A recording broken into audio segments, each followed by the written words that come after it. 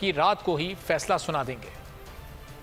और इलेक्शन में ताखीर हुई तो आइन की बहाली की तहरीक चलाएंगे। पीटीआई के नायब सदर फवाद चौधरी ने बोल के प्रोग्राम में ऐलान कर दिया। कहा इलेक्शन कमीशन ने इंतखाबात का ऐलान किया तो मुहिम चलाएंगे।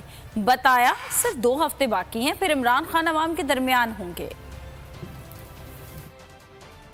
इम्पोर्टेंट रिमार्क्स जो हैं वो चीफ जस्टिस पाकिस्तान के आए हैं और उन्होंने कहा है कि इलेक्शंस में के अलावा कोई हल नजर नहीं आता। और दूसरा उन्होंने कहा है कि इलेक्शन कमिश्नर ने उनके सामने कहा था कि नवंबर के बाद वो इलेक्शनों के लिए तैयार होंगे। तमाम पाकिस्तान की एग्जीक्यूटिव मशीनरी है, उसने आइन के तहत इलेक्शन कमीशन को इलेक्शन करवाने में अपनी मुआवनत जो है वो देनी है, और अगर वो नहीं देते तो उसका मतलब ये है कि वो आइन की खिलाफ वर्जी के मुर्तकिब हो रहे हैं। इंशाल्लाह कल का दिन जो है उसमें फैसला जज साहब ने कहा है कि मैं कल करूंगा, तो अभी कल इंशाल्लाह ताला इसको अगर वो फैसला कर देते हैं तो यही एक बड़ा इंपॉर्टेंट डिसीजन होगा। और ये फैसले कराची, लाहौर, इस्लामाबाद, पेशावर, कोयटा यहाँ की आवाम ने करने हैं कि पाकिस्तान के ऊपर हुकूमत किसने करनी है। अगर हमें जो है वो इलेक्शन मिलने में ताखीर हुई तो फिर हमें आइन की बहाली की तहरीक चलानी पड़ेगी, और अगर